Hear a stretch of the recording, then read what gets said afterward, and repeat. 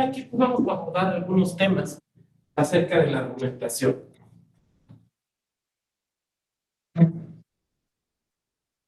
Abrir una ventanita para que circule el aire. A ver, ¿cuál va a ser la dinámica a seguir? Pues la misma que hemos utilizado en otras sesiones, aunque creo que no me ha tocado con ustedes en este diplomado. Básicamente quisiera pedirles que me permitan ir avanzando en una exposición pues, de algunas ideas que igual pueden ser de interés para ustedes, y más adelante haré desde luego un espacio para las preguntas, las reflexiones, los comentarios que ustedes quieran hacer, que bueno, pues desde luego será seguramente muy enriquecedor, ¿no? Entonces, esa sería un poquito la dinámica. Estoy abriendo por aquí una presentación. Esa sería un poquito la dinámica a seguir.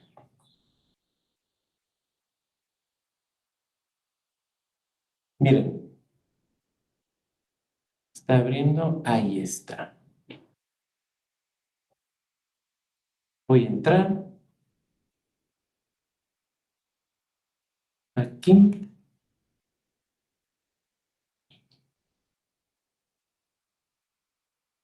Hoy es 2.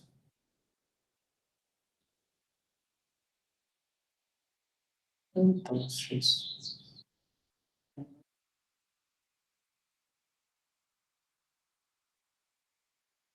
aquí está.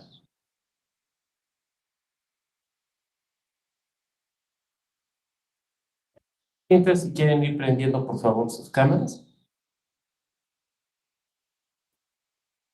Ahí está.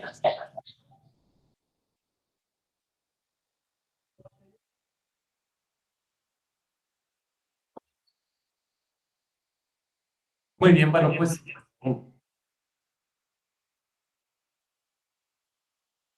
ahí ya lo tenemos remoto. Sí me escuchan, ¿verdad? Bueno, pues vamos a hablar un poco de varias cosas. En primer lugar, de el análisis de las sentencias para buscar ubicar la argumentación, ¿no? A ver, la argumentación en una sentencia nunca es algo, digamos, externo o algo que viene dado de afuera de quien realiza la sentencia.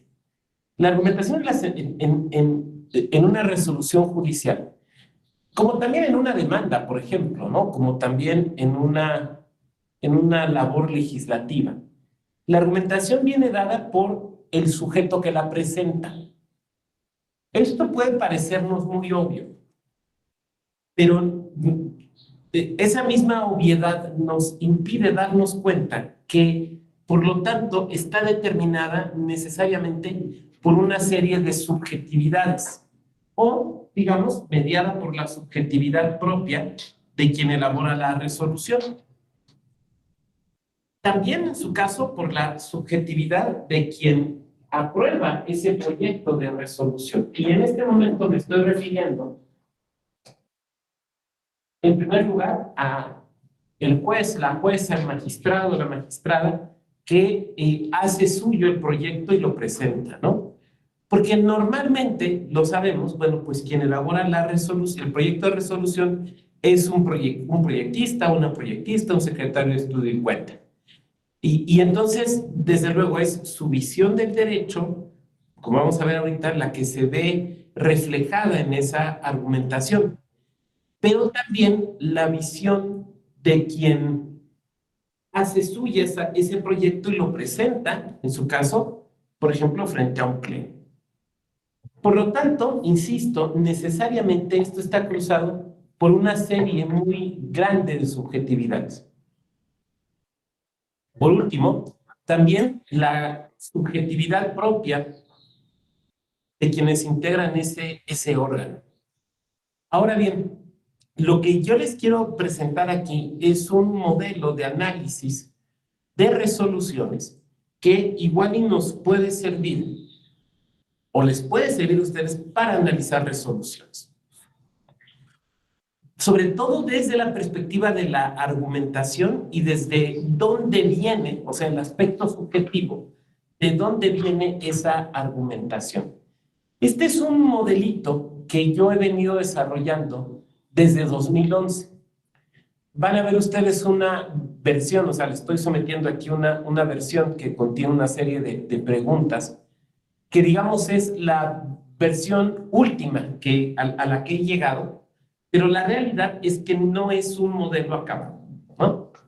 Me van a decir, oiga, pues viene a presentar aquí algo que no está terminado. Bueno, no es un modelo acabado porque se sigue modificando. O sea, la realidad es que les sigue uno revisando, quitando, poniendo, porque pues sigue uno pensando en estos temas, ¿no? Entonces, digamos, esta es una versión, es la versión 2023, pues, de este modelo.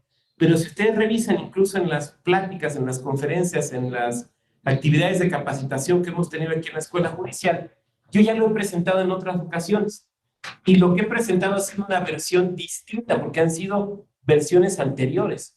Y seguramente cuando me toque, si es que me corresponde volver a dar esta materia en una nueva versión del diplomado, probablemente tenga otros elementos, porque insisto, esto es algo que sigue trabajando.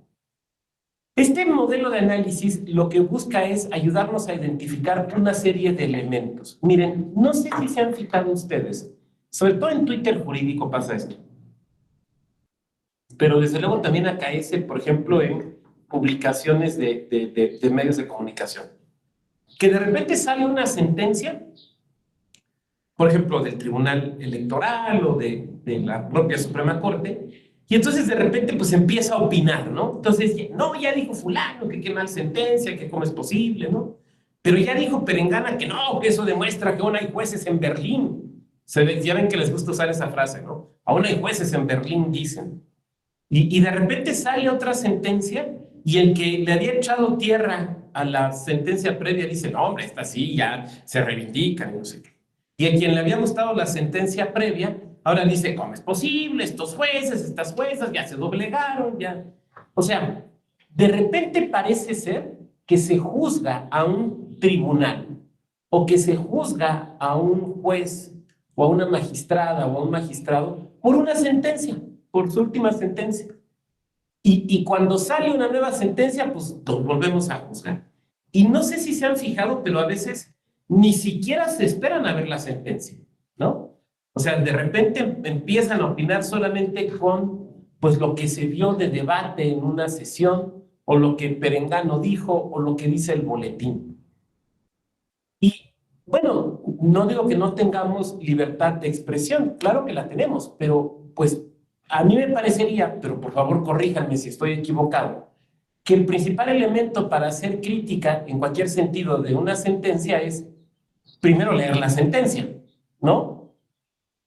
Pero a veces parece que no, o sea, a veces parece que, no, pues es que yo ya fulano que dijo que del boletín dice, entonces ya esto está muy mal.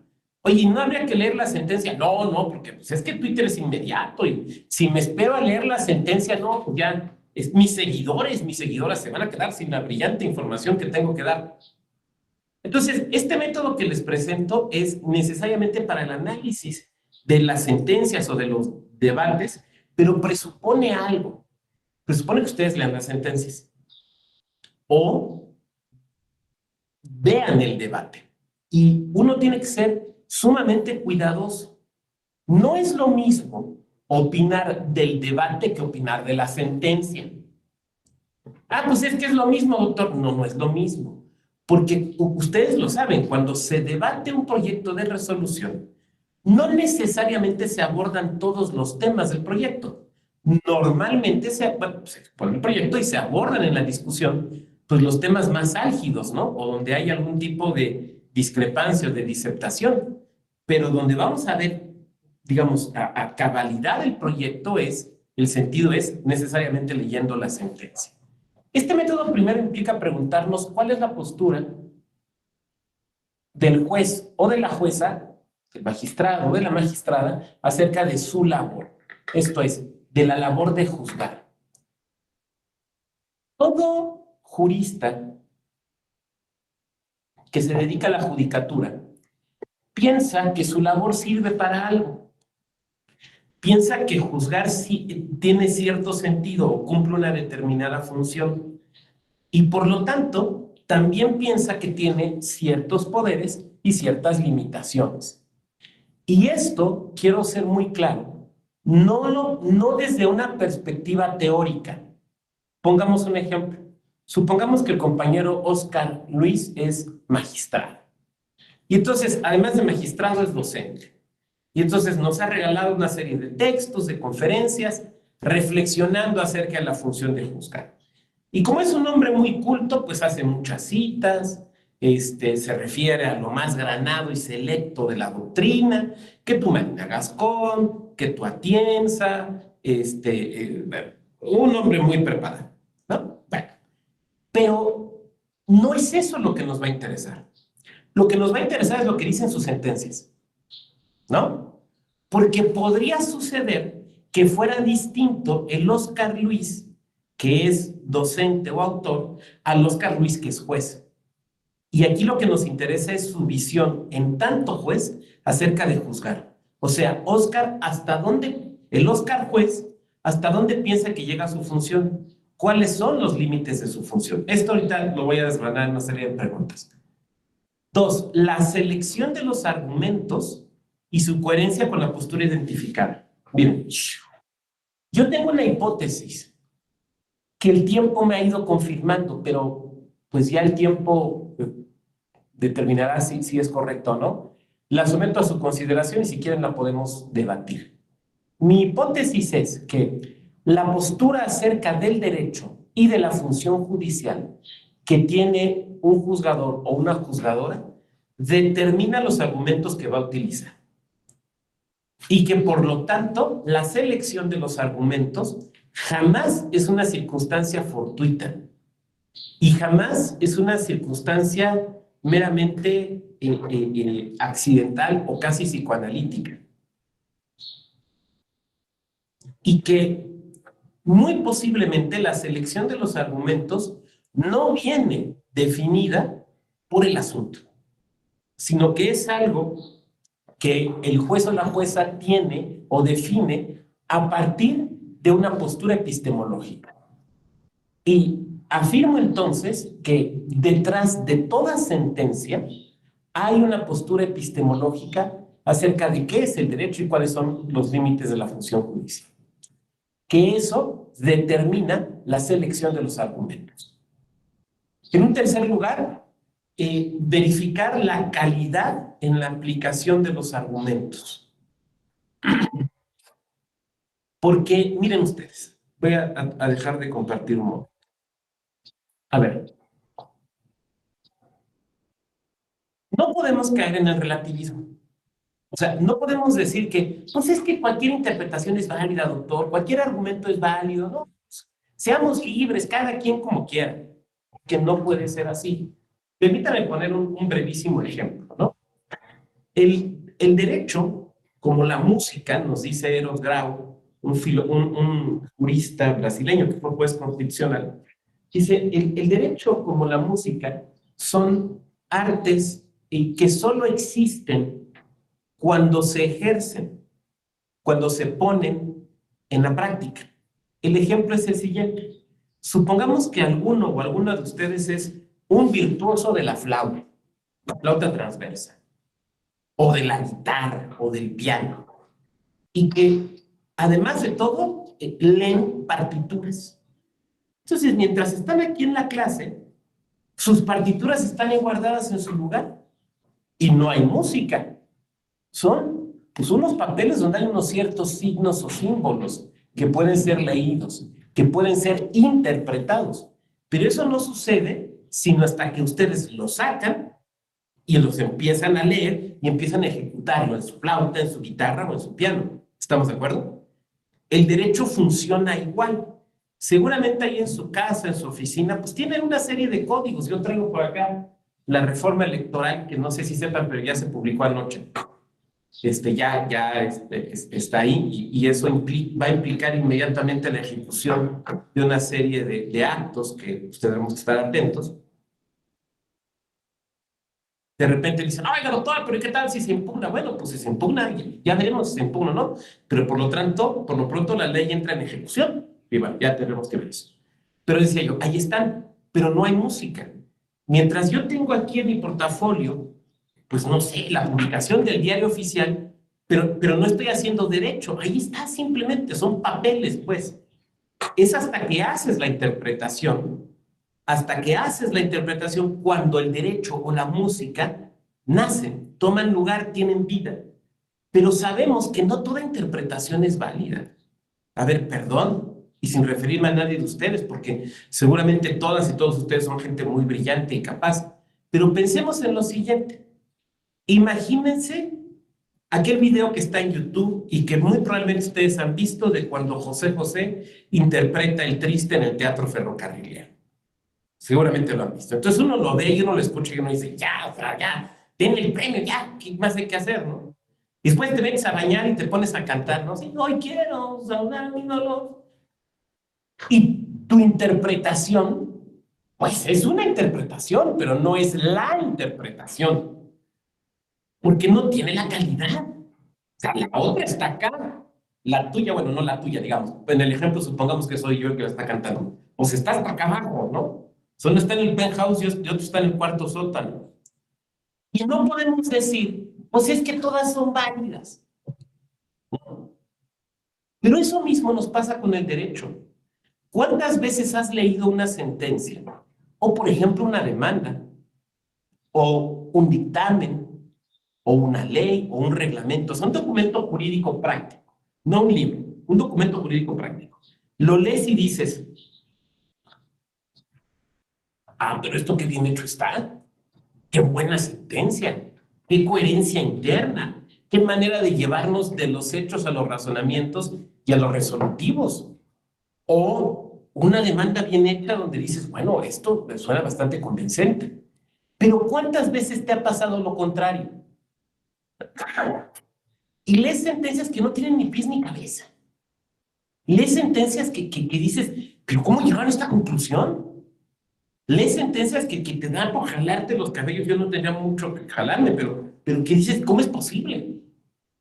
Claro, porque no toda interpretación es válida. Hay de interpretaciones a interpretación. Ahora bien, aquí es donde voy a regresar a la presentación.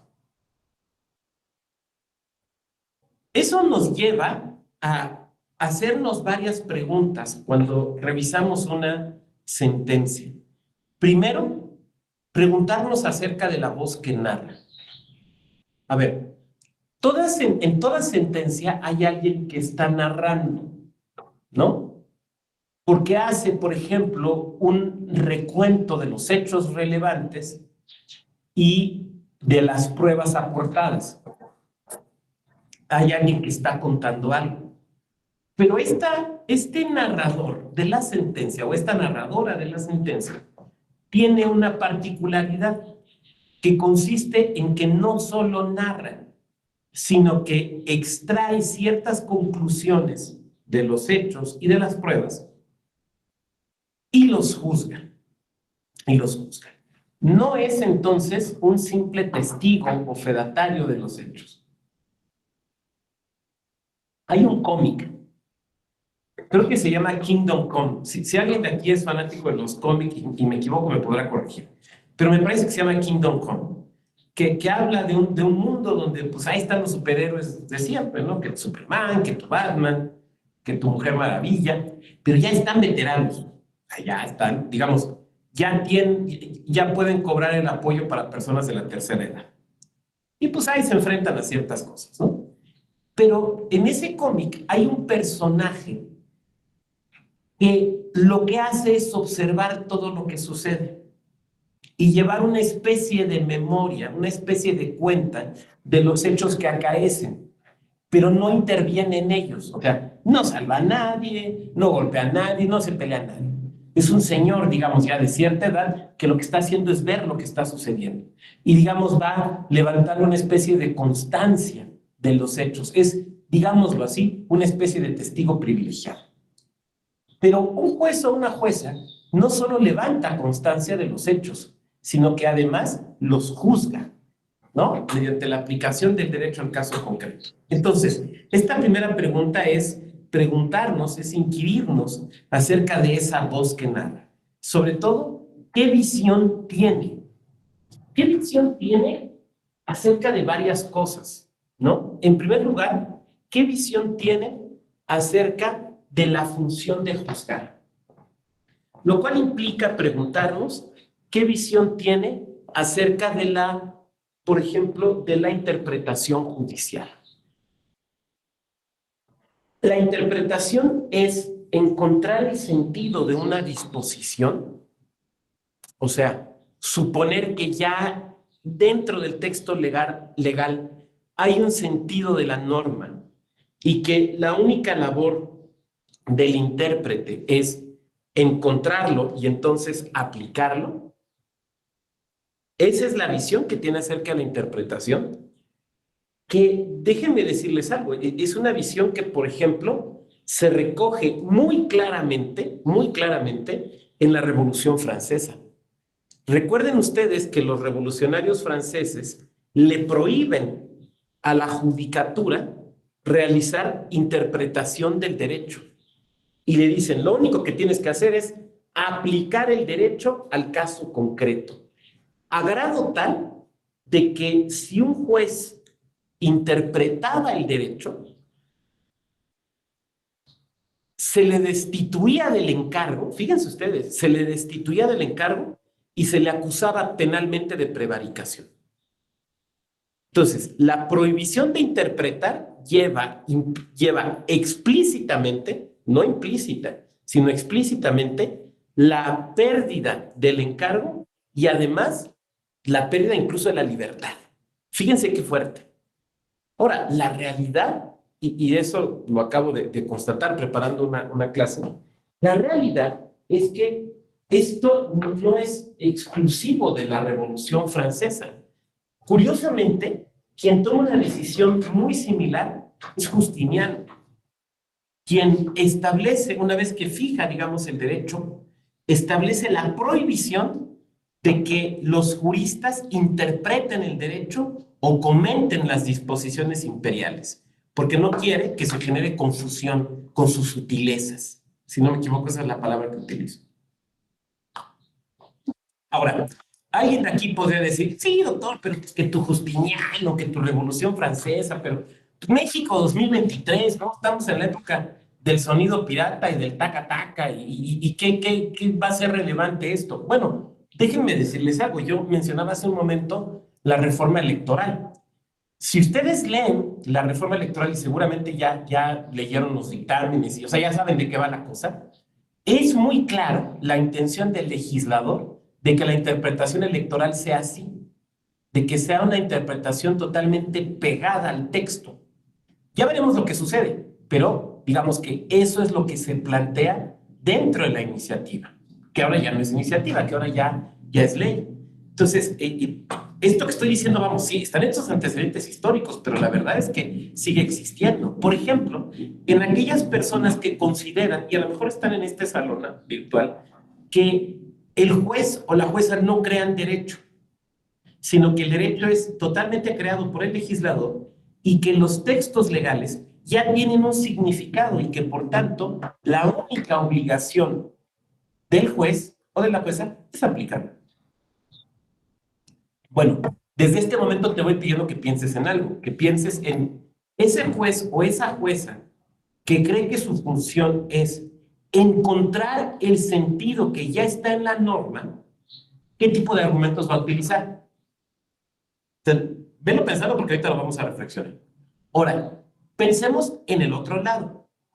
Pensemos en un juez o una jueza que desde luego sabe que lo que tiene que hacer al interpretar es tomar el texto legal, pero que cree que el texto legal no se debe leer de manera aislada, que el texto legal se tiene que leer en un marco de derechos humanos que se pueden encontrar en la Constitución, pero que también se pueden encontrar en tratados, pero que también se pueden encontrar en sentencias, por ejemplo, de la Suprema Corte o de la Corte Interamericana. En un juez o jueza que cree que es cierto, hay un significado dentro del significante, o sea, hay un significado dentro del texto legal, pero que ese significado debe contextualizarse con la realidad. Esto es, que hay que tomar elementos de la realidad para entender lo que dice la ley. No simplemente preguntarnos lo que dice la ley con absoluta abstracción de la realidad social en la cual se va a aplicar esa ley. Pensemos entonces si este segundo tipo de juez o de jueza va a utilizar los mismos argumentos que el primero. No es para que me contesten ahorita, es para que lo piensen, porque vamos a regresar sobre eso. Entonces, la visión que tiene el juez de la interpretación o la jueza de la interpretación, me parece, tiene una relación inmediata y directa con los argumentos que utiliza. De fondo, si ustedes se fijan, y seguramente lo habrán notado, estas son las preguntas epistemológicas. ¿Qué es interpretar y para qué sirve? ¿No? O sea, las preguntas de la epistemología son dos. ¿Qué carambas es esto y para qué sirve? O sea, ¿qué es esto? ¿Qué es un mouse? ¿Para qué sirve? ¿No? Bueno, un juez o una jueza, un magistrado o una magistrada, se preguntan lo mismo. ¿Qué es interpretar y para qué sirve interpretar? Ahora, puede ser que alguien aquí me levante la mano y me diga, oiga, doctor, eso no es cierto. Fíjese que yo trabajo en la ponencia de la magistrada tal del tribunal local y una vez le pregunté acerca de la interpretación y me dijo, no me estés preguntando eso, ponte a hacer la sentencia. Bueno, pues a lo mejor me contestó eso, pero déjame decirte algo. Tiene una postura epistemológica, aun cuando no se dé cuenta, pero la tiene. ¿Y de dónde la vas a poder interpretar o la vas a poder conocer? No necesariamente preguntándole, sino leyendo sus sentencias. Segundo, ¿qué idea tiene acerca de la democracia? A ver, cuando hablamos, estamos en sede electoral, por eso lo introduzco. Cuando hablamos de cuestiones constitucionales o de cuestiones electorales, resulta muy relevante preguntarse qué piensa el juez o la jueza acerca de la democracia. Miren ustedes, cuando yo empecé a desarrollar este modelito de análisis, insisto, en 2011, yo pensaba en ese momento que no se necesitaba tener cierta idea de la democracia para ser juez o jueza electoral. Y yo pensaba en ese momento que decía, bueno, pues es que a lo mejor puede haber alguien que diga, pues un juez o una jueza electoral que diga, bueno, pues a mí no me interesan las definiciones de la democracia, yo simplemente aplico la ley. Pero después me di cuenta que esto no es posible. Y me di cuenta que no es posible porque nuestra Constitución no tiene un concepto unívoco de democracia. En nuestra Constitución se habla de democracia sustancial en el artículo 3, de democracia representativa en el 35, de democracia participativa en el 35, de democracia comunitaria cuando se refiere a los pueblos y comunidades indígenas, pero también tenemos mecanismos de democracia deliberativa. Entonces me di cuenta que no podría ser así porque al menos dentro de nuestra Constitución, o sea, ya pensando en un juez o una jueza que se quiera pegar al texto de la Constitución, pensando en el texto, y fíjense lo que estoy diciendo, o sea, en algo gramatical o literal, pensando en el texto de nuestra Constitución, hay 5 conceptos de democracia. Entonces resulta que cuando un juez o una jueza está resolviendo un asunto, por ejemplo, que tiene que ver con la revocación de mandato, con la consulta popular, o con un plebiscito local, o un referéndum, tiene que, si digamos, aún pensando en alguien así como muy apegado al texto, que referirse al concepto de democracia participativa que está en la Constitución. Pero si se está debatiendo un tema que tiene que ver, por ejemplo, con parlamento abierto, o con cabildo abierto, o con iniciativa ciudadana o popular, es democracia deliberativa. Entonces llegué a la conclusión de que aún el juez o la jueza que trate de ser así como más apegado al texto, necesita en materia electoral, tiene que tener necesariamente una visión acerca de lo que es la democracia. A lo mejor la visión de Ferrajoli, ¿no? Por ejemplo, de que yo no comparto, cosa que seguramente a Ferrajoli le preocupa mucho, ¿no? Que haya un profesor mexicano que dice que no comparte su visión, ¿no? O sea, esta definición de Ferrajoli de que lo que legitima la democracia no son las mayorías, sino el respeto a las minorías. A mí esa definición no me satisface. ¿Estás en contra de los derechos? No estoy en contra de los derechos. Lo que digo es que la visión ferrayoliana me parece que reduce la democracia a derechos humanos. Y yo creo que democracia y derechos humanos son dos cosas distintas, sí interrelacionadas, pero al final de cuentas distintas. Entonces, claro, ese juez o jueza tiene una cierta visión sobre el derecho y sobre la democracia. Probablemente, si quieren ustedes, una visión minimalista, ¿no? Esa que nos recuerda el gran autor don Adam Przeworski, de que la democracia electoral o minimalista esencialmente es que la ciudadanía elija a sus gobernantes y que si no les gustan ya, pues puedan quitarlos o poner otros en su lugar. Bueno, esa ya es una visión de la democracia. Ahora, lo que yo me pregunto es si estas visiones acerca de la interpretación y acerca de la democracia, lo que yo me pregunto es si son conscientes, ¿no? O sea, si el juez o la jueza electoral se han puesto a pensar, bueno, ¿cuál creo que es mi función? ¿Cuál creo que es mi labor? La verdad, voy a hablar de mi experiencia, pero perdón, como cualquier experiencia humana es sumamente limitada y desde luego cumplidamente aceptaré si me corrigen. Pero con los jueces y juezas electorales, las magistraturas con las que yo he tenido oportunidad o de platicar o de leer sus sentencias, y no hablo solo de lo federal, hablo también de lo local, la verdad es que me doy cuenta que sí tienen una cierta visión acerca de esto y que me da la impresión que es una visión consciente. O sea, a lo mejor no articulada, pero sí una visión consciente. Y entonces de repente recuerdo, por ejemplo, una sentencia de Sala Toluca donde se dice, interpretar es dotar de sentido. Claro, ahí hay una postura epistemológica. O una sentencia de Sala Superior donde se habla de democracia inclusiva. Claro, esa es una visión epistemológica. Lo que yo estoy tratando de explicar con ustedes es que esa visión tiene una influencia inmediata y directa en la selección de los argumentos. ¿Se puede identificar la persona con alguna corriente del derecho? A ver, miren ustedes.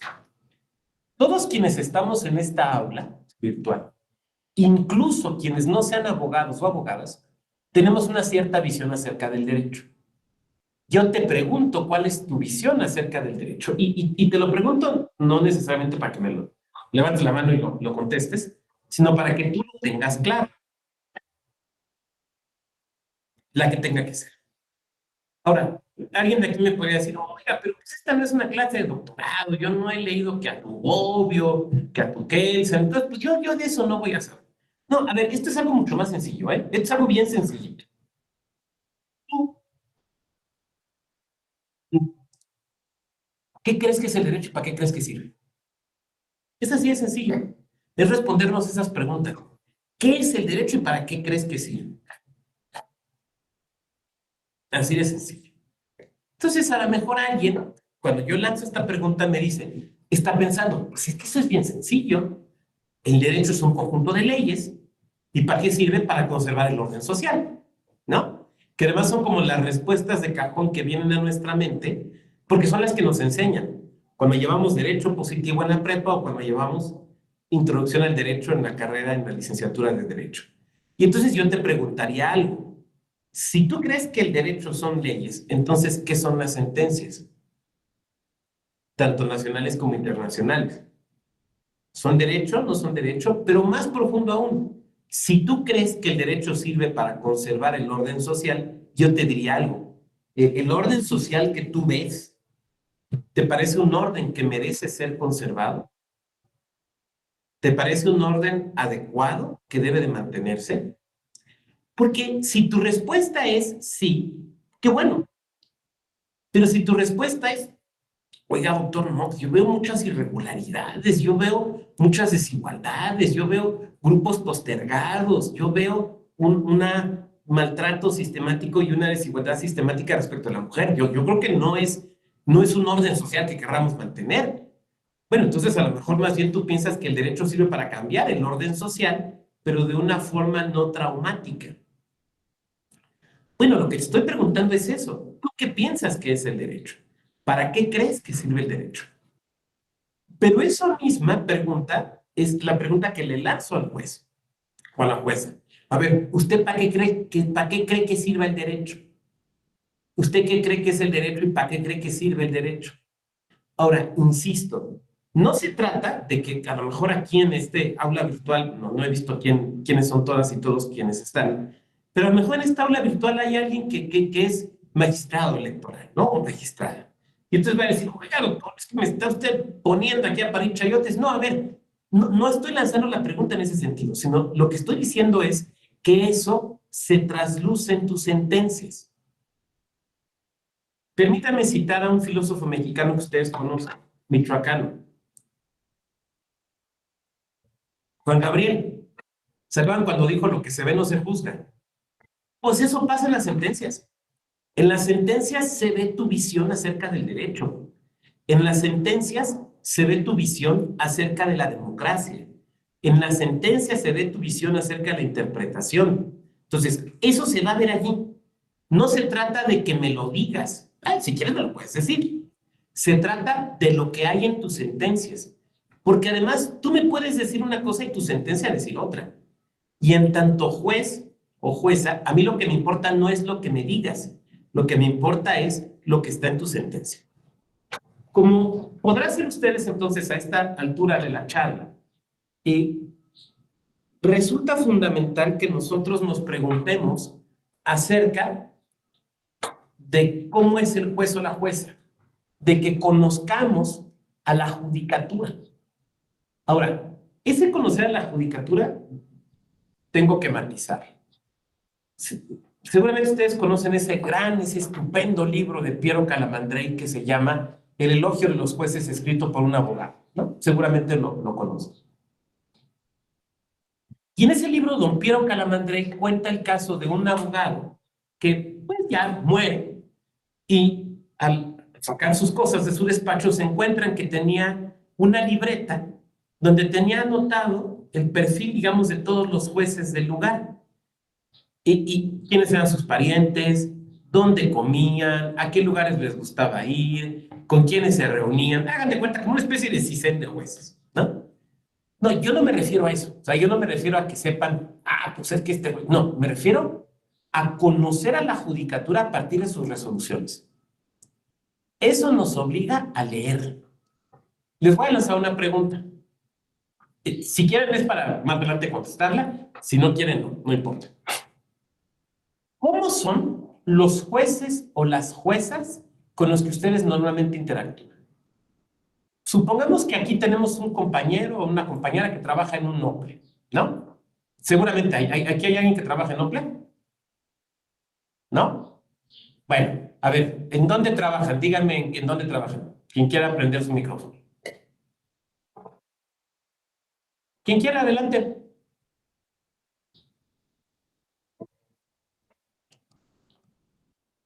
¿A poco nadie de ustedes trabaja y nomás se dedican a tomar diplomados? Partido político.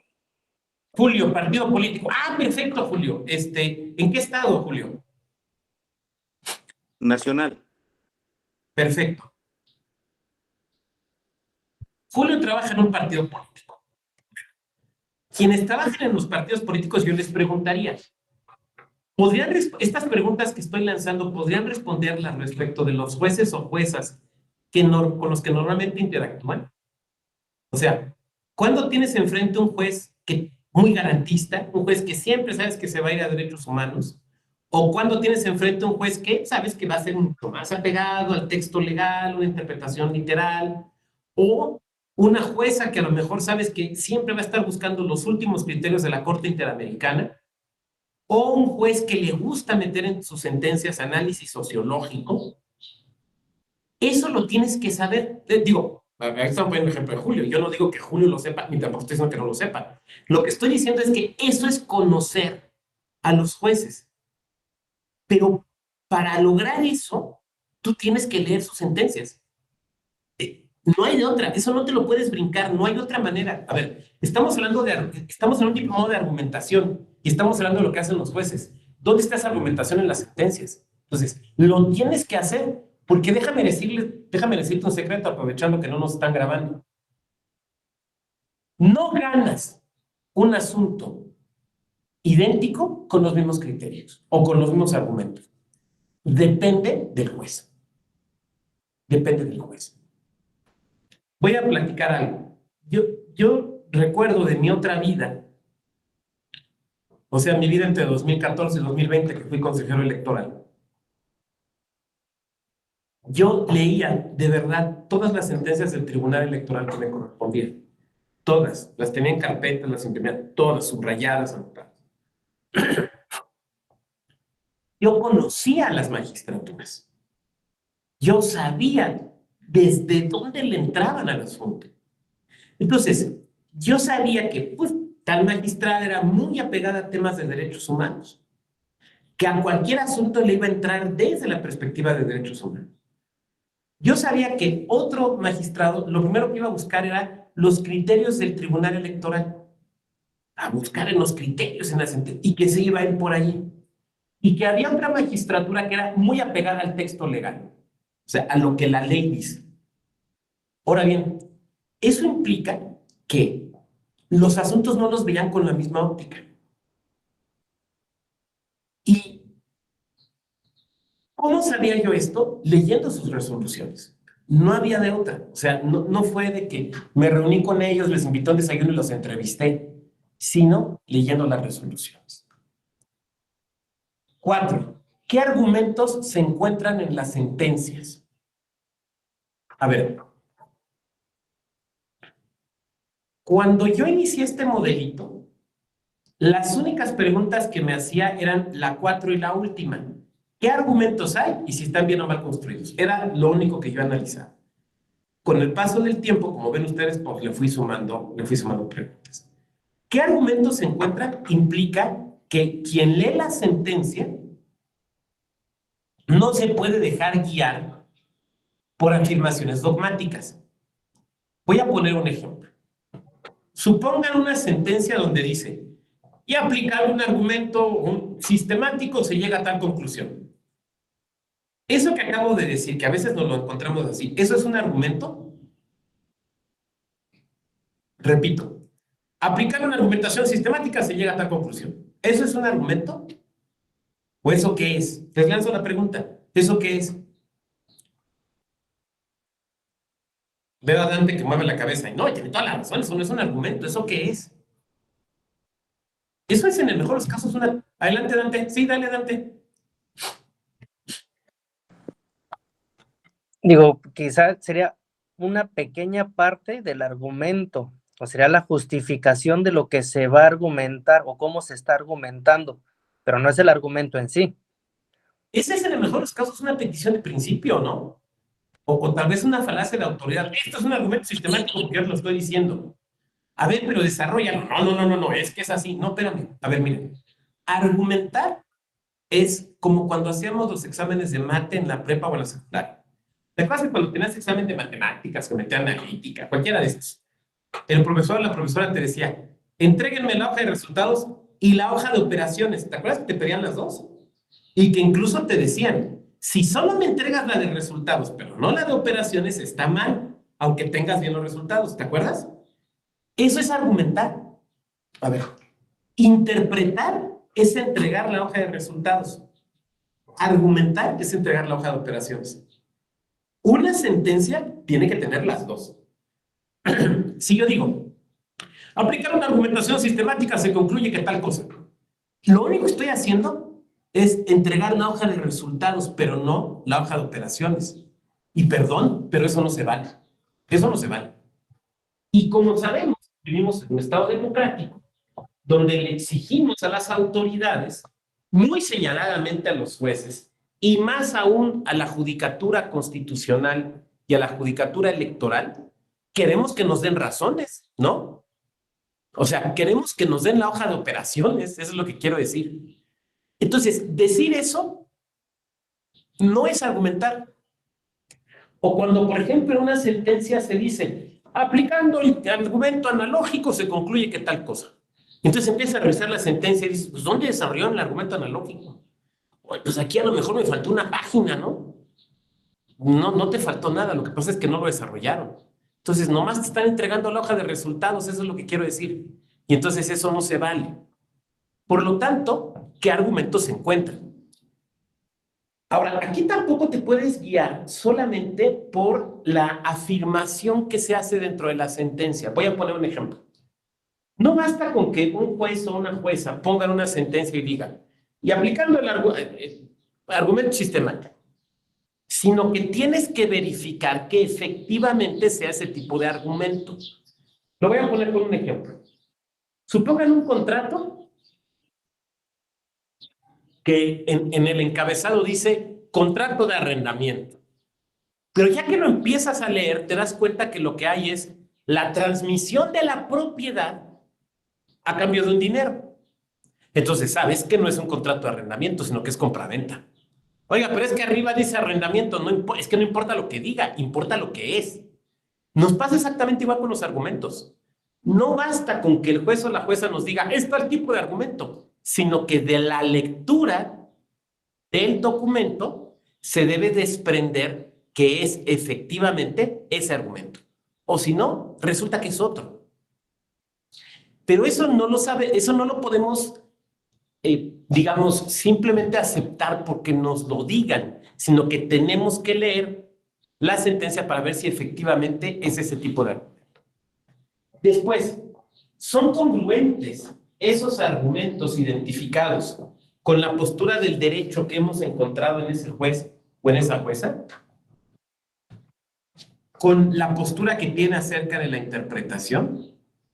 A ver, y aquí es donde vamos a empezar a trabajar un poquito con las ideas que les pedí hace rato que trajeran en la mente. Imagínense ustedes un juez, voy a dejar de compartir porque quiero verles. Imagínense ustedes un juez o una jueza que cree de buena fe que interpretar es encontrar el sentido, que los textos jurídicos, que las leyes ya tienen un sentido adentro de ellas y que la función del juez o de la jueza simplemente es encontrarlo y aplicarlo, ¿no? Como ustedes pueden observar, esa es una labor judicial prácticamente como de arqueología, ¿no? O como de historiador. O sea, es preguntarnos el sentido que ya tiene el texto, encontrar el sentido que está en el texto, no dotar de sentido al texto. ¿Estamos de acuerdo? Bueno, ese magistrado o esa magistrada, ese juez o esa jueza, ¿qué tipo de argumentos creen ustedes que va a utilizar?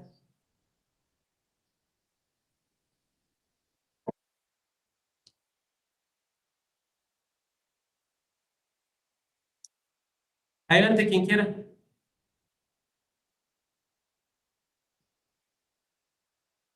¿Qué tipos qué argumentos creen que va a usar este juez o esta jueza que considera que su labor es encontrar el sentido que ya está en el texto?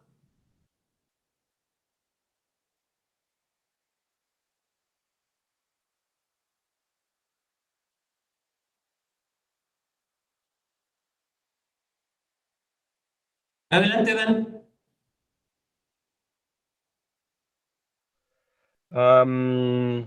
Yo creo que seguramente recurriría a una interpretación sistemática. Se va a basar en pues todo lo que es el texto, la ley. Tal vez también acudiría a una interpretación histórica, ¿verdad? Porque obviamente dice, bueno, pues la norma fue redactada en este contexto histórico. Pues vamos a ver cuál es el significado que las personas en ese momento, en ese contexto histórico, le dieron a la norma. Probablemente yo diría que esas dos. Perfecto, muchas gracias. Julio, adelante. Bueno, para mí, lo que nos acaba de mencionar sería una cuestión netamente gramatical, extraería sentido, y desde esa óptica creo que la mayoría de sus argumentos serían de autoridad. Ok, ok. Muy bien, ¿quién más?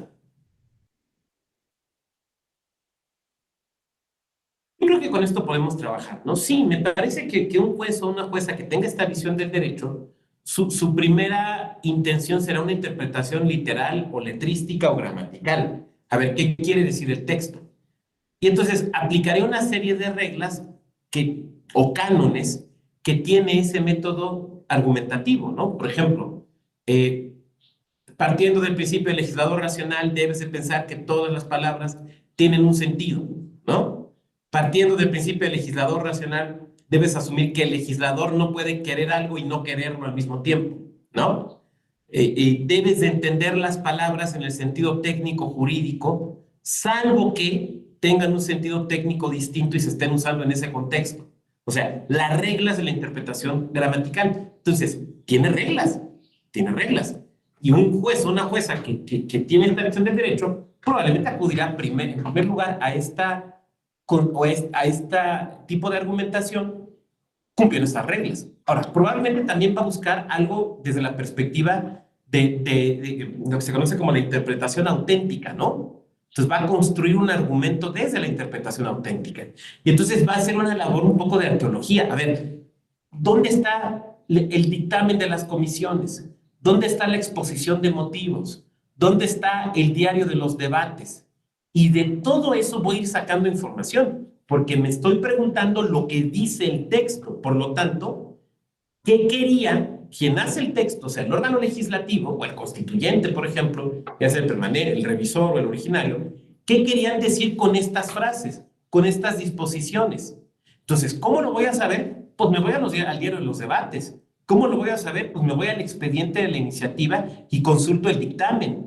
¿Cómo lo voy a saber? Me voy a la exposición de motivos. Por eso son tan importantes las exposiciones de motivos, porque, a ver, una buena exposición de motivos te debe responder varias preguntas. La primera es, ¿por qué es necesario hacer, qué problema se enfrenta con esa ley o con esa reforma? Esa es la primera pregunta.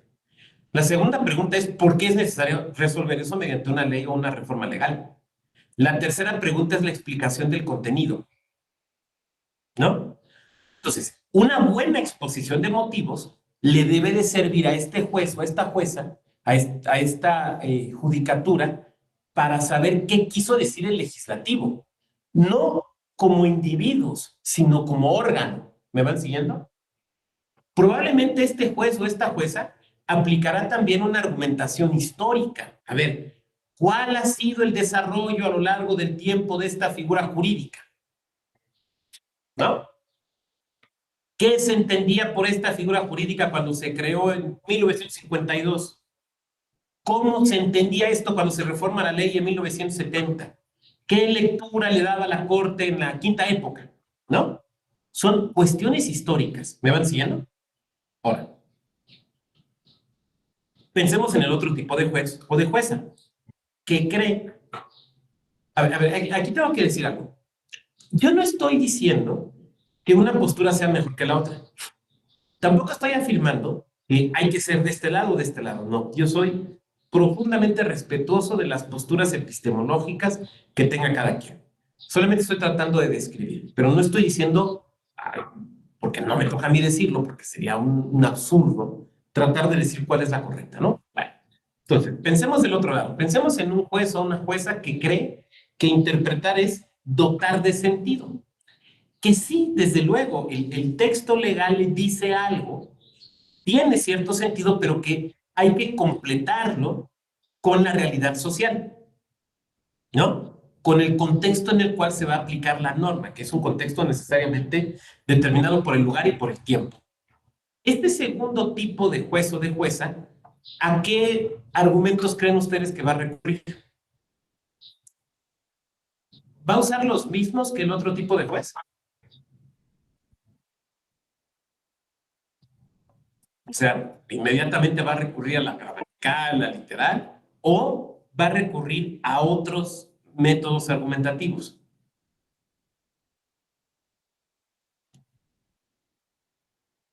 Adelante, quien quiera.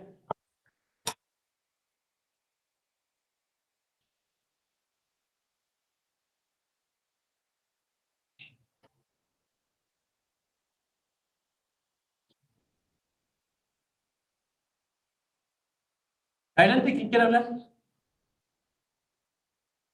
¿A qué argumentos creen ustedes que va a recurrir?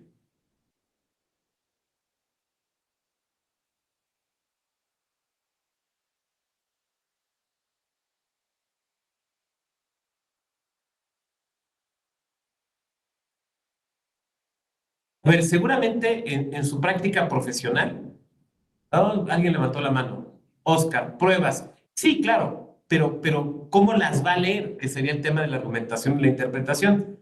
Dan, adelante. A mí me parece que recurriría a una interpretación evolutiva, este, de cómo ha evolucionado la regulación de cierta norma, de cierta disposición, y ver cómo ha cambiado, ¿verdad? Esa evolución de la interpretación de la norma, ¿no? Entonces yo creo que de entrada esa, y obviamente tendría que ver si trastoca obviamente un derecho humano, pues tendría que ver cómo ese derecho humano o esos derechos humanos se han evolucionado, cómo se han desarrollado, cómo han ido aumentando. Principalmente yo creo que esa. Muy bien. ¿Quién más?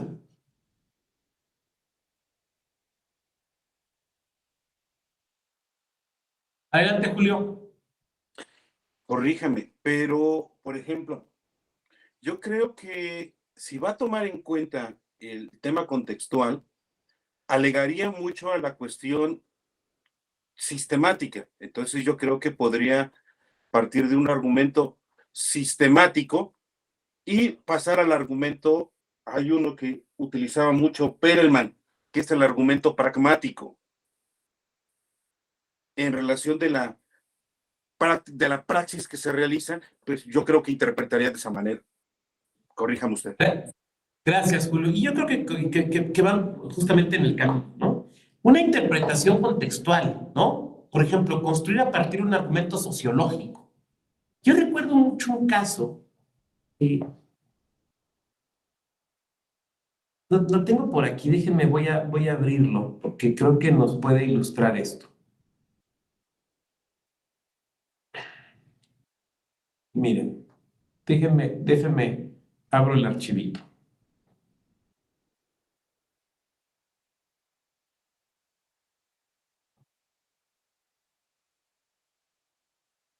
Oscar, mientras abro el archivo, adelante, Oscar. Gracias, doctor.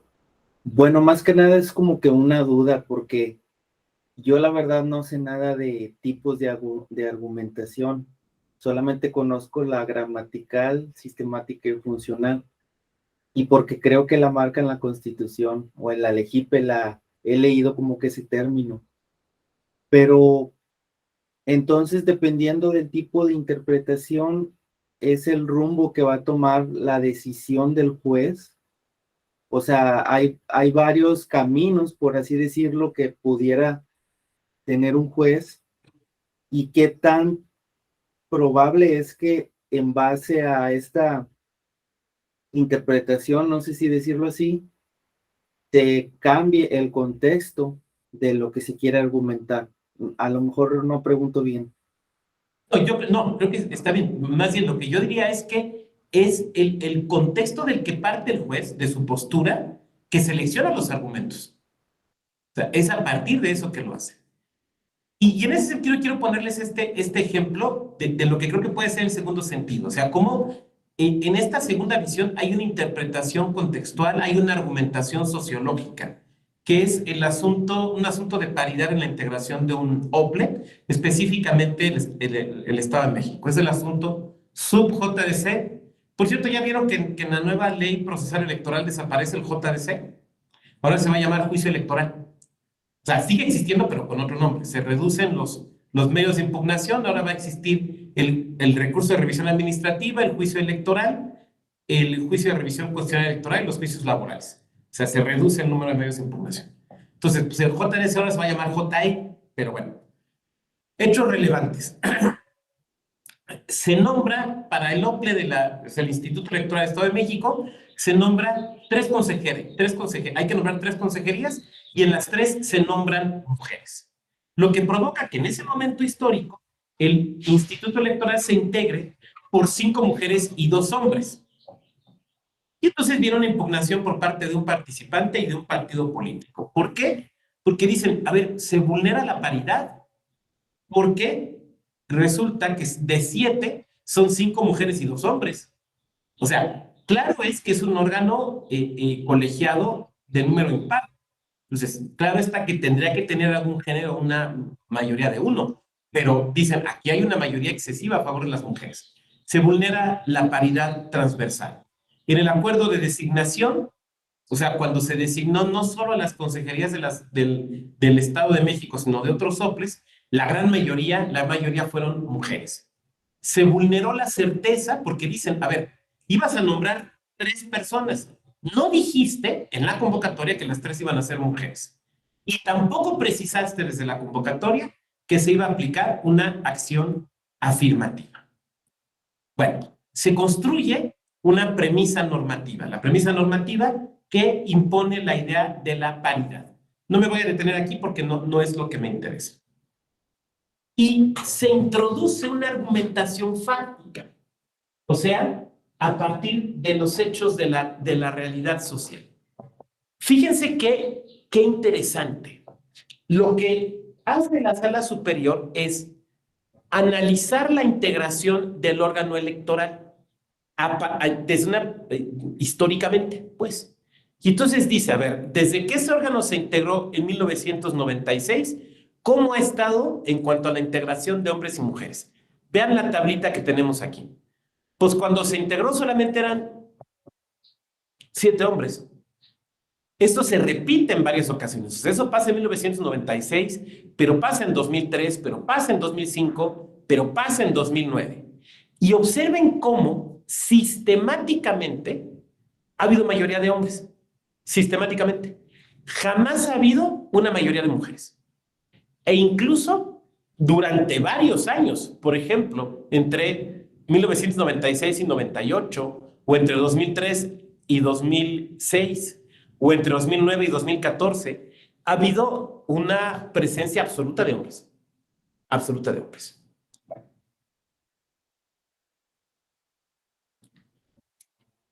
Y entonces se establece que debe haber una interpretación progresiva.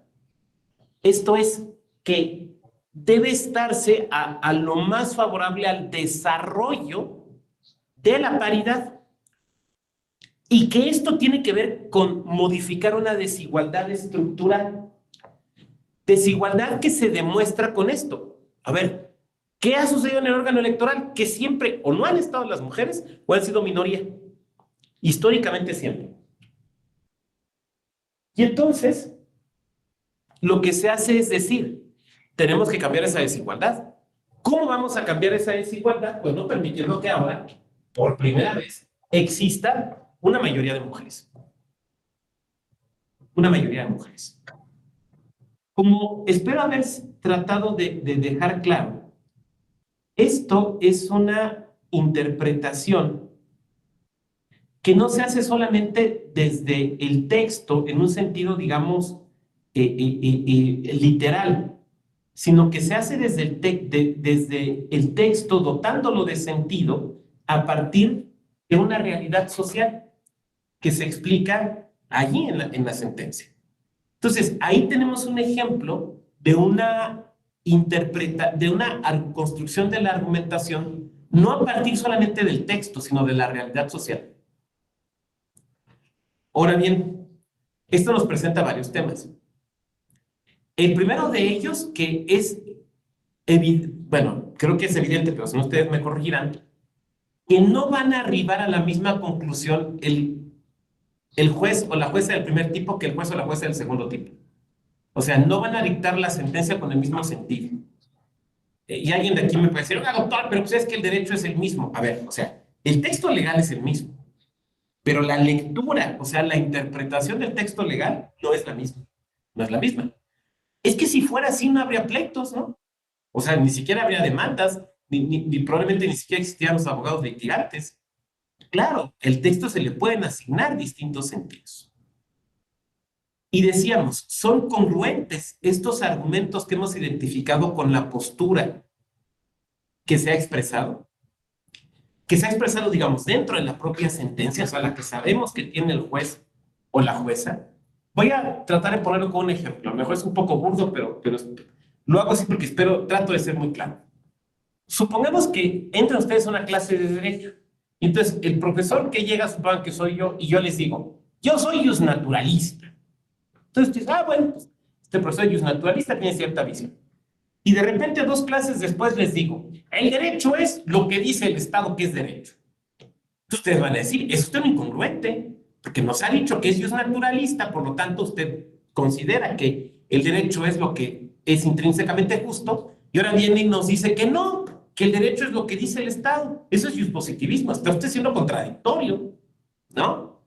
Entonces, las sentencias, en este sentido, este método implica preguntarte si la selección de los argumentos es coherente con la postura identificada. Penúltimo punto, ¿qué elementos tienen que tener esos argumentos? Y el último, si se aplicaron correctamente. A ver, lo voy a poner con un ejemplo. Pensemos en el argumento analógico, que es un argumento muy utilizado, yo creo que a veces mal utilizado. A ver, la analogía no es, repito, la analogía no es decir, pues este caso se parece a este otro, entonces a este hay que aplicarle la regulación de este y ya. No, eso no es una analogía. Eso es algo chungo, mal hecho. La analogía es, tengo un caso regulado, tengo un caso no regulado. Establezco las características del regulado y del no regulado. Identifico de esas características cuáles son las esenciales y cuáles son las accesorias del regulado y del no regulado. Comparo esas características. Si la similitud se da entre las características principales, o puede operar la analogía. Si la similitud se da entre las características accesorias, no aplica la analogía. Si aplica la analogía, procedo a la ley del paso y entonces la conclusión del regulado se la pongo al no regulado. Pero todo este choro que me acabo de decir, lo tengo que poner en la sentencia. ¿Me van siguiendo? O sea, lo tengo que desarrollar en la sentencia. No puedo simplemente decir, pues aplicarle el argumento analógico tal cosa. Oye, ¿dónde está el argumento analógico? No, pues es que ya lo apliqué. Sí, pero ¿dónde está la hoja del procedimiento? Pues está en mi cabeza. No, señor juez, no vale que esté en su cabeza. La tiene que poner en la sentencia. Entonces, ¿el argumento analógico tiene los elementos? El argumento analógico está elaborado adecuadamente, correctamente, conforme se tiene que hacer, porque cada argumento tiene sus reglas canónicas. Se los voy a poner con un ejemplo que me ha tocado ver muchas veces. Viene un proceso electoral. Se van a integrar los órganos desconcentrados, que ahora en virtud de la reforma, en el caso de los soples, solamente pueden existir en proceso electoral. Se van a integrar los órganos desconcentrados. Se saca una convocatoria para las consejerías distritales y municipales. Y supongan que la ley de este estado dice, para ser consejero o consejero se requiere una edad mínima de 25 años. Y entonces, una persona de 23 impugna la convocatoria y dice, es que eso está mal, porque ¿cómo es posible? Que este es el argumento que siempre se utiliza, o que casi siempre se utiliza. ¿Cómo es posible que para ser consejero electoral me piden 25 años, cuando para ser diputado me piden 21? No me pueden pedir para ser consejero electoral mayor edad que para ser diputado. O sea, si se fijan, están aplicando un argumento analógico. O más bien, están pretendiendo aplicar un argumento analógico, pero lo están haciendo mal. Porque entonces, cuando yo me tomo una demanda así, yo les digo, a ver, ¿cuáles son las características de ambos casos? De ser diputado o diputada local y de ser consejería. ¿Cuáles son las características? ¿Cuáles son las características esenciales de ambos? ¿Dónde será la similitud? ¿Por qué no será la similitud? Porque la característica esencial es la función. La función de la diputación es una función de representación política. El consejero o la consejera distrital o municipal no es un representante político. ¿Me van siguiendo? Es un órgano técnico de decisión. Es un órgano técnico. Entonces, perdón, pero no aplica la analogía. Es que, ¿cómo es posible? No, pues es que no construiste el argumento. O sea, simplemente aventarlo así, eso no es un argumento. Tienes que irlo construyendo. ¿Sí me van siguiendo? Entonces, este es el otro elemento que tenemos que tener muy claro. ¿Qué argumentos utilizas? ¿Cuáles son los elementos, los requisitos canónicos que tiene que tener ese argumento? Y evaluar, verificar si realmente lo estás aplicando de manera correcta o no. Bueno. Tengo oportunidad de avanzar un poquito más bueno, vamos a dejarlo hasta aquí, sobre todo atendiendo al tema de la hora, y vamos a pasar a las preguntas y los comentarios. Dante, levantaste la mano, adelante, Dante. Una vez más, por ejemplo, ahorita reflexionando en lo que nos ha platicado y compartido el día de hoy, se me vino a la mente el argumento ad absurdum, ¿no? Que es llevar al absurdo una situación o a su límite para ejemplificarlo o mejorar su comprensión. Este tipo de argumentación se basa, es pregunta, en la analogía. Es construir construir una ficción de analogía, porque no es analogía, y llevarla al extremo, para demostrar más bien cómo esa analogía es absurda. Me parece que iría por ahí. Gracias, Dante. Muy bien, ¿quién más? Tenemos muy buen tiempo. ¿Quién más?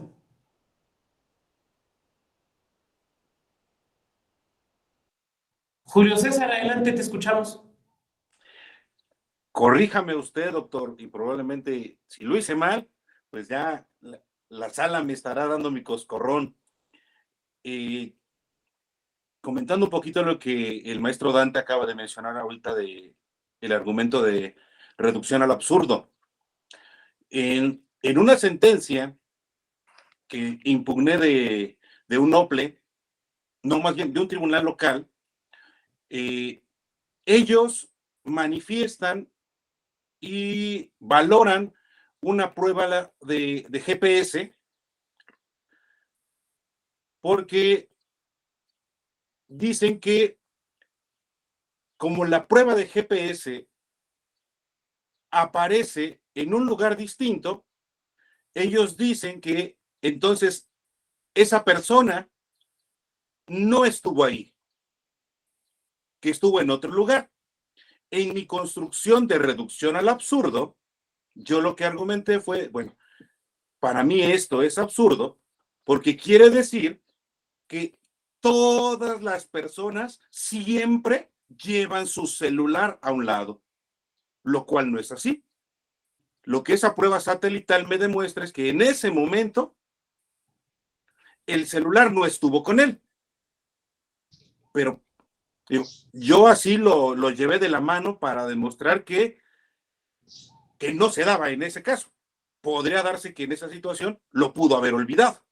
No sé si lo apliqué mal o no, pero bueno, ya la sala me dará mi coscorrón. Qué caso tan interesante, ¿no? Porque pues pueden surgir varios elementos. O sea, si efectivamente la persona llevó su celular o no, o lo tenía otra persona, o lo dejó en un determinado lugar, porque a pesar de que algunas personas pensaban que con la vacuna del COVID nos iban a poner chips para estar geolocalizables, pues eso no se ha comprobado. Y más bien, digamos, la geolocalización depende de que tengas tu celular contigo, ¿no? Pero no necesariamente lo traes todo el tiempo. O incluso, yo sé que hoy suena extraño, pero hay gente que no usa el celular, ¿no? Que no lo trae y se lo deja a otra persona. Entonces, bueno, probablemente ahí habría que probar dos extremos, ¿no? O sea, el extremo de que la persona cuenta con un número de teléfono, o varios extremos, que cuenta con un número de teléfono, que ese teléfono está vinculado a cierto aparato en particular, que traía el aparato en determinado momento y que se encontraba y que ese aparato fue geolocalizable. Oiga, doctor, pero eso no se puede probar. No, sí se puede probar de distintas maneras. O sea, tampoco estoy diciendo que esté fácil, pero bueno, pues si nos quisiéramos dedicar a algo fácil, no nos dedicaríamos a lo electoral, ¿no? Nos dedicaríamos a otros temas. Desde luego habría que verlo. Y tu comentario es muy interesante porque permite evidenciar algo que después me di cuenta es probablemente una debilidad de este modelo que yo les he presentado. Este modelo está pensado sobre todo para la argumentación sobre el derecho. Y si se fijan, los ejemplos que fui poniendo aquí tenían que ver con la argumentación acerca del derecho. Pero lo que Julio nos somete aquí a consideración es más bien una argumentación sobre pruebas. Y la realidad es que también se argumenta sobre las pruebas. También se interpreta y se argumenta sobre las pruebas. Y posiblemente una deficiencia de este modelo, o digamos, algo que hay que perfeccionar es cómo se aplica el caso de las pruebas. Porque también sobre las pruebas se interpreta, porque también sobre las pruebas se argumenta. O sea, ese es otro elemento que necesariamente se tiene que trabajar. La verdad es que el aspecto probatorio es sumamente interesante, porque además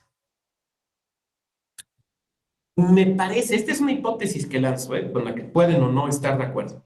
Me parece que no es igual cuando hablamos de un juicio electoral, digamos, común y corriente, a cuando hablamos de un procedimiento sancionador. Porque cuando hablamos de un procedimiento sancionador, se está desplegando la potestad punitiva del Estado.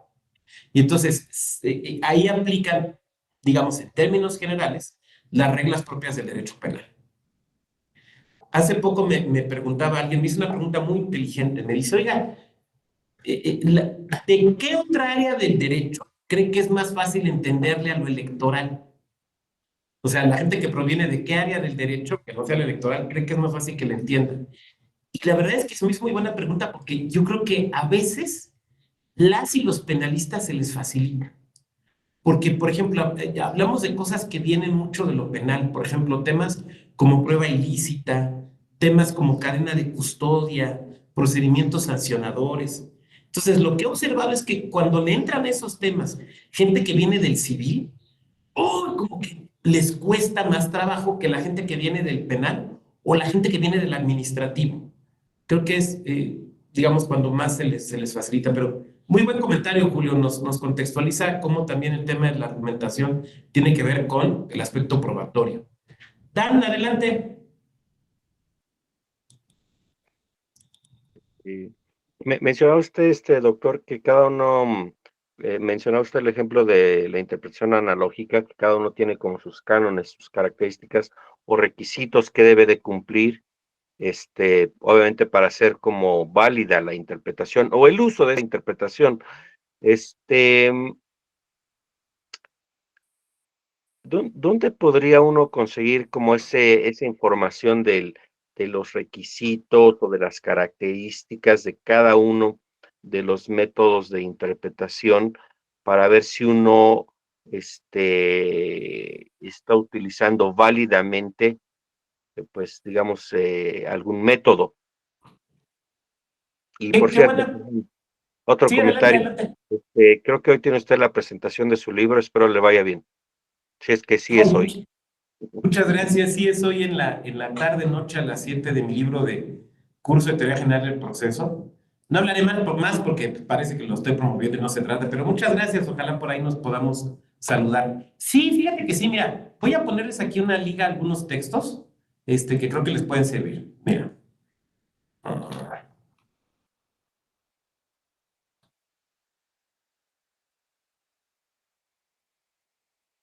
Aquí está. Miren, creo que este es muy bueno. Estoy aquí copiando para ponerlo en el chat de la reunión. Miren. Este que les estoy poniendo es de acceso gratuito. Aquí del Tribunal Electoral es el libro clásico que se llama La argumentación interpretativa en la justicia electoral mexicana de Esquiaga Ganuzas. A ver, este me parece que es un espléndido libro porque lo que hace Esquiaga es tomar sentencias del Tribunal Electoral y tomarlas como ejemplo para desarrollar los tipos de argumento, ¿no? Entonces ahí puedes ver cómo se construye con casos concretos y prácticos, con sentencias, con porciones de sentencias, cómo se construyen los distintos tipos de argumentos. Ahora, alguien de aquí me va a levantar la mano y me va a decir, oiga, doctor, pero ese libro ya tiene sus años y esas sentencias incluso citan unas que ya están superadas por otros criterios. No, a ver. No lo veas como un libro para aprender electoral. O sea, no es un libro para aprender electoral. Es un libro para aprender argumentación práctica. Entonces, No importa si el ejemplo es de una sentencia de ayer o de hace 50 años, no importa. O sea, no te está diciendo cómo se debe de resolver el asunto, te está diciendo cómo se construye el argumento, no sé si me explique. Entonces, por eso sigue siendo útil. La verdad es que sigue siendo útil y me parece un espléndido libro en ese sentido, sumamente práctico. Yo respetuosamente de decir que calurosamente lo recomiendo. Y además, como pueden ver ustedes, es de acceso gratuito. Entonces, no tenemos mayor problema. Pero hay otros, déjenme les pongo aquí otros, ¿eh? Espérenme tantito, es que voy a ver si encuentro las ligas.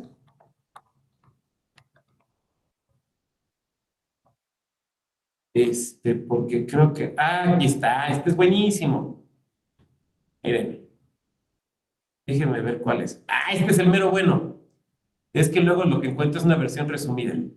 Este es otro espléndido libro. Bueno, pues le estoy hablando, no les he copiado la liga, ¿verdad? Déjenme se las copio.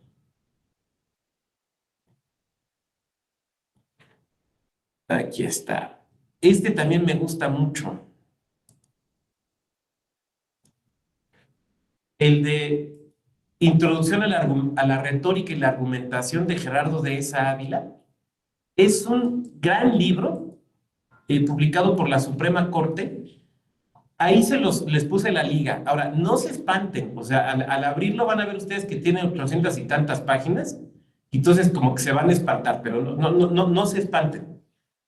Estos dos libros, el de Sciaga y el de Dehesa, son manuales. O sea, son libros prácticos. Lo que estoy presentándoles aquí son libros prácticos. Dehesa Ávila lo que hace es exactamente lo mismo. Miren, voy a ver si puedo proyectar aquí la... Sí, miren, vamos a hacer esto.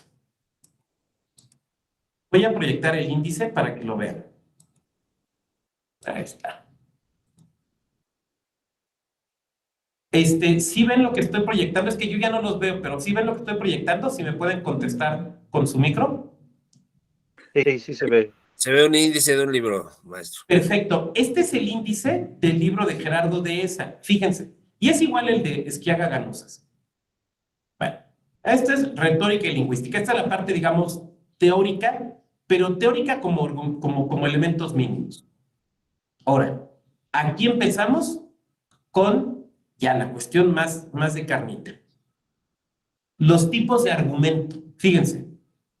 Argumento de autoridad, analógico, a partir de principios, sistemático, topográfico, seres material. Este es un argumento bien interesante, el topográfico.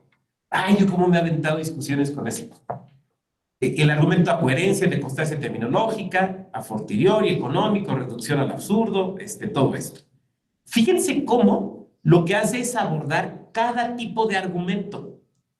Y lo que hace es, como en el libro de Dehesa Ávila, toma ejemplos, como en el libro de Sciaga Ganusas, toma ejemplos para mostrar cómo son esos argumentos. Ahora, en el libro de Sciaga, los ejemplos son siempre electorales. En el libro de Gerardo Dehesa, no. En el libro de Gerardo Dehesa son de juzgados de distrito, de colegiados, de la corte. Son muy buenos libros con la siguiente característica, son muy prácticos. O sea, sí traen un cierto marco teórico, porque tienen que traerlo, ahorita lo vimos con el de Dehesa Ávila, pero esencialmente son libros prácticos. O sea, si tú eres un abogado litigante, si tú eres representante de partidos políticos, si tú litigas electoral, si tú haces proyectos de sentencia, si tú trabajas en alguna ponencia, estos te van a servir porque son esencialmente prácticos. Oiga, doctor, es que lo que yo estoy trabajando es para mi tesis de doctorado, la nueva retórica. Bueno, a lo mejor no te van a servir y ahí te recomendaría los de Perelman, otras cosas. Pero este es un diplomado y los diplomados deben ser prácticos, ¿no? Entonces, por eso les estoy recomendando estos libros, porque son sumamente prácticos. Les voy a recomendar otro par. Déjenme ver si encuentro. Es que si encuentro, como pueden ver ustedes aquí, las versiones públicas para que puedan entrar a ellos, pues mejor, porque si no van a parecer que estoy recomendando libros y luego los voy a vender. Pues no se trata de eso, ¿no?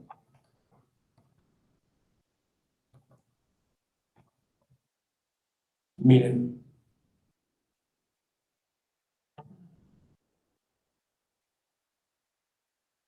A ver.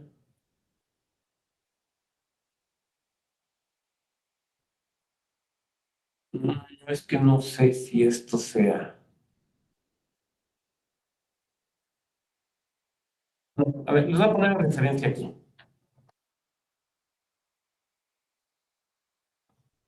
Y porque se me hace que esto se me hace que está medio piracel.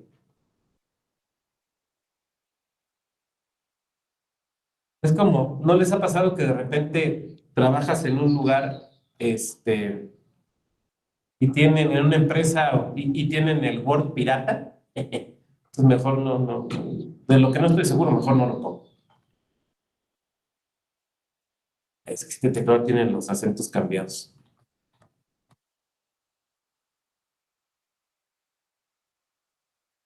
Miren, les acabo de poner otro aquí en el chat.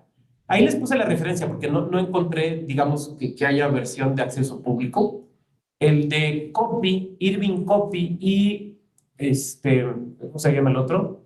Y Carl Cohen, que se llama Introducción a la Lógica Jurídica.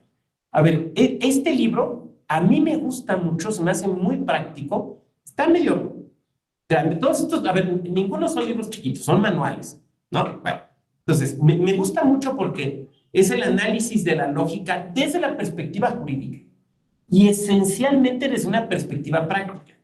Este libro está muy bueno, insisto, desde una perspectiva práctica, porque te pone los ejemplos de argumento, o sea, igual que los otros, o sea, ejemplos de cómo se construye un argumento, pero también de las falacias. Obvio, no para que tú incurras en las falacias, sino para que las identifiques, ¿no? Y entonces puedas construir tus argumentos desmontando la falacia de enfrente. Entonces, este de Copy y de Cohen también es muy buen libro, muy práctico, es un libro muy fácil de conseguir. Yo, de hecho, ese libro tan lo uso que lo tengo aquí en la oficina. Nada más que no voy a dejar aquí el salón para ir corriendo a la oficina y regresar. Pero ese es muy buen libro, ¿no? Es un libro muy, muy práctico que también les puede servir. Hay otro, déjenme se los pongo aquí.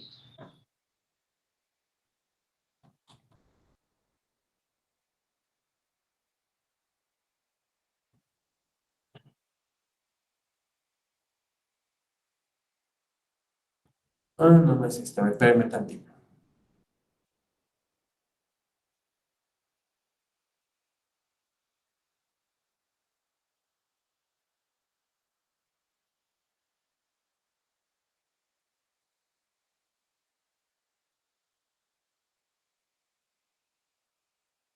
No encontré versión, digamos, de texto completo. Cristian Plantín, La argumentación.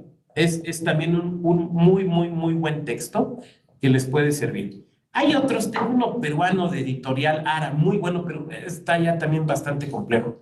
Yo diría que estos tres, si me lo permiten, desde una perspectiva, insisto, muy práctica, estos tres libros les pueden servir mucho. No son libros difíciles de conseguir. Bueno, de hecho ya les compartí dos, que ahí están y son de acceso libre. El de Copy y Cohen no es un libro difícil de conseguir. Es un libro muy bien traducido, bien editado, muy fácil de usar. Y desde luego, pues hay otros clásicos, ¿no? Estoy pensando el curso de argumentación de Manuel Atienza, que también pues es un autor, desde luego, referencia aquí. Pero yo les recomendaría mucho estos tres, digamos, como básicos. Insisto, desde una perspectiva práctica, como básicos estos tres. ¿Ok? Muy bien, ¿quién más? Tenemos tiempo todavía, nos quedan 5 minutitos antes de tener que abandonar el salón. 5 minutitos. ¿Quién más? Déjenme ver si en el chat hubo algún comentario.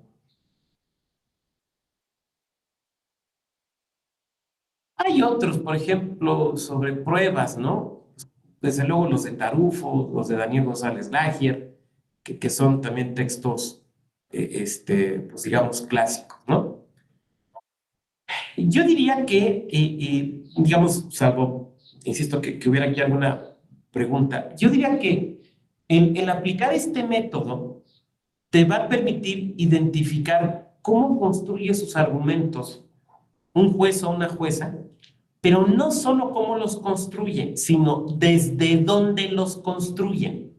O sea, cuál es su postura, Yo decía hace unos momentos, hace que más o menos como una hora, ¿no? Pues hay jueces o juezas que construyen siempre desde derechos humanos, ¿no? Jueces o jueces que construyen siempre desde la literalidad del texto. Entonces, este método te enseña, busca enseñarte a leer sentencias. Sí, para que las entiendas, pero sobre todo como para que puedas ir construyendo un perfil, pues del órgano o de los órganos judiciales con los que normalmente tienes tu contacto, para que puedas ir identificando cómo analizan los asuntos y qué tipo de argumentos utilizan. Y este modelito sirve si y solo si lees las sentencias. A veces te vas a topar con juezas o con jueces que, además de ser de su labor judicial, por ejemplo, dan clases o escriben libros, ¿no? Y entonces puede ser que escriban pues, libros de argumentación, de interpretación, de teoría del derecho, y entonces, obvio, te va a servir para esto. Pero pues, la gran mayoría no lo hacen, la gran mayoría pues, lo único que escriben son sus sentencias. Bastante chamba tienen con eso. Y entonces pues, te tienes que clavar en ellas. Pero aún de los del primer tipo, que se dedican también a esta labor académica, intelectual, de todos modos tienes que leer sus sentencias y tienes que ver en sus resoluciones desde dónde construyen, desde qué postura acerca del derecho, de la constitución, de la democracia y cómo construyen desde ahí. Les voy a poner un ejemplo que creo que puede ser muy sencillo, pero muy ilustrativo. Vean, busquen dos videos en YouTube. Uno es más, déjenme ver si se los encuentro y una vez se los pongo aquí. A ver, espérame tantito. Mira, vamos a ver. Aquí está, estoy entrando a YouTube. No va a ser videos del sonidero pirata, pero, a ver, espérenme.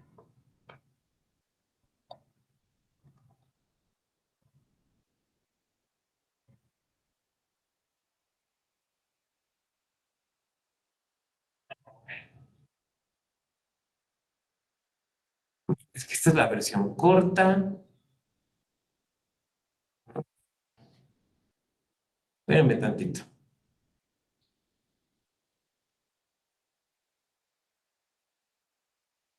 A ver, creo que es esta. Espérenme, estoy revisando. Espérenme tantito. Ya saben que primero entran los anuncios.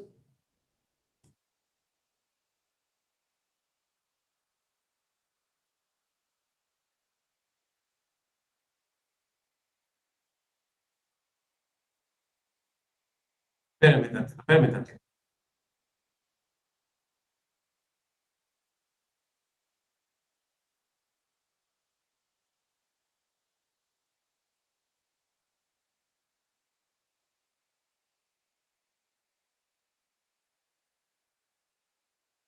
¿Qué? ¿Qué es este?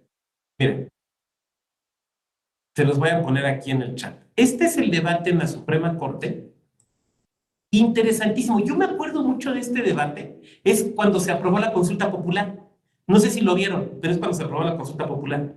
Yo me acuerdo mucho de este debate porque era justo cuando me estaba mudando de Querétaro acá a la Ciudad de México de regreso. De esos días que estabas casi con la mudanza y empacando. Ya saben cómo son las mudanzas, ¿no? Entonces me salí a comer mientras veía este video y me fui a comer una hamburguesería deliciosa, pero pues ya no regresé. Pero bueno, ese es el comentario. Es muy interesante este video que lo vean con la visión de la clase de hoy, porque en ese video se ve las distintas visiones que tienen las ministras y los ministros acerca, por ejemplo, de la democracia, particularmente de la democracia participativa.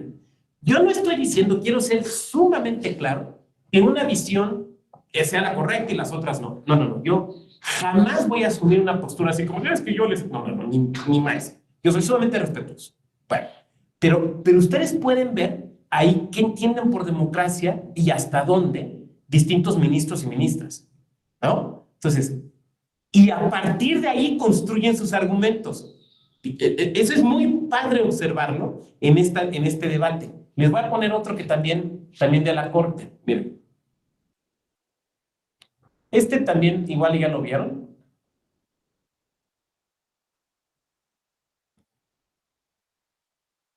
Aquí está. Es que les quiero poner el completo.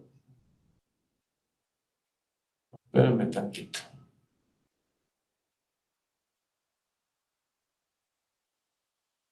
Creo que es este. Espérenme tantito. Es que lo estoy abriendo.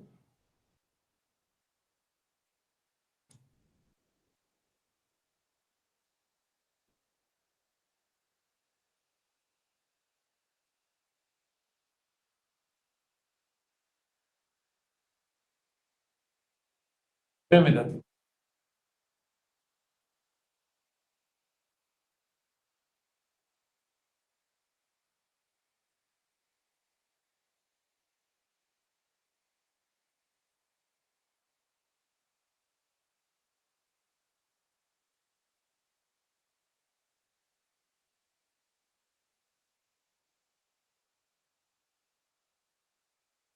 Sí, creo que sí es este. Miren, este es una de las sesiones donde se debatió el tema de prisión preventiva.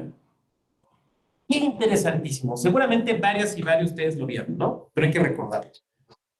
Porque allí vemos de nueva cuenta lo que estamos hablando aquí. O sea, las y los ministros están hablando acerca de la interpretación y los límites del juzgador. O sea, hasta dónde puede ir un órgano judicial. También de lo que se debe entender por constitución. Y esos son presupuestos epistemológicos sobre los que construyen la argumentación.